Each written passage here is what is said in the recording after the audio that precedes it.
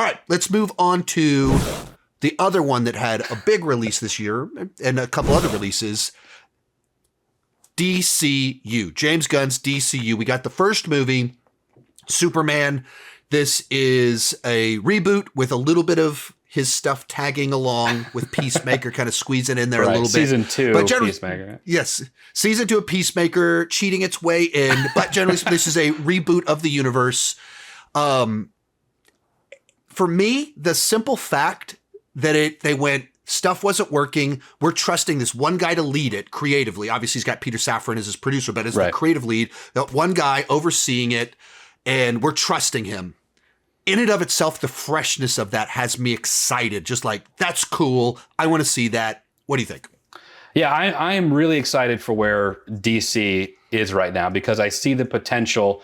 I've even made comments on my channel that if DC was going to make their move, now is the time, like while Marvel is like struggling a little bit.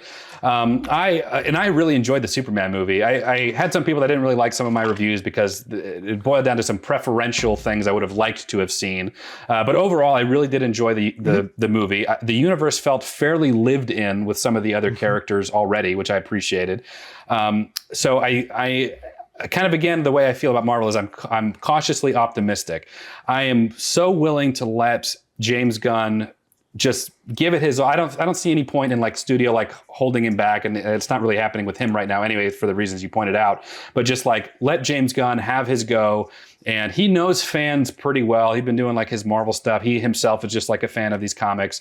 So I'm kind of happy to let him do his thing, and I like this Superman. I'm excited to see what they're going to do with this Superman, and I don't know if I would say I'm more excited for DC than I am for Marvel, just because I think I have such a love of what Marvel has done in comparison to what DC has done in the past 10, 15 years.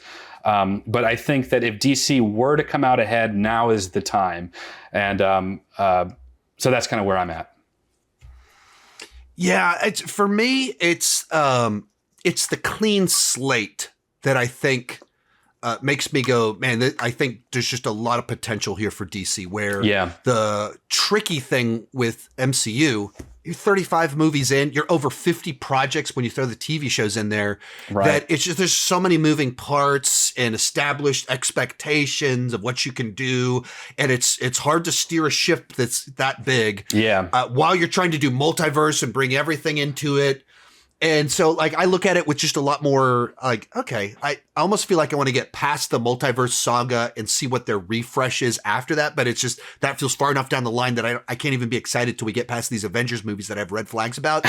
But with DCU, they're at the point of, we killed it. And so we're restarting it. And it just, there's a newness. It's like a rebirth factor almost. Yeah, a rebirth, and it's, this populated world that I want to explore with a new vibe, flavor, aesthetic, and just even figuring out, like, what does it look like of, like, what is Supergirl going to be like, and then what's Lanterns next year? They described it as True Detective with Green Lanterns. What's that? I don't know, but I want to check it out. So I'm very excited for DCU with just an optimism, not even cautiously optimistic, just optimistic at this point in time, because I don't have reason yet to have caution the way that I feel like I do about MCU.